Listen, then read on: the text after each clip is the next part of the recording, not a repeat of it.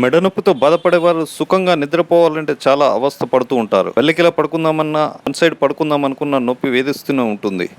కారణం ఈ cervical spinal కాలంకు సరైన సపోర్ట్ ఇవ్వకపోవడమే. వెల్లకిలా పడుకునే అలవాటు ఉన్నవారికి ఇక్కడ చూపిస్తున్న విధంగా తలకు, భుజాలకు మధ్యలో ఒక స్పీడ్ బ్రేకర్ లాంటి ఒక కర్వ్ ఉంటుంది.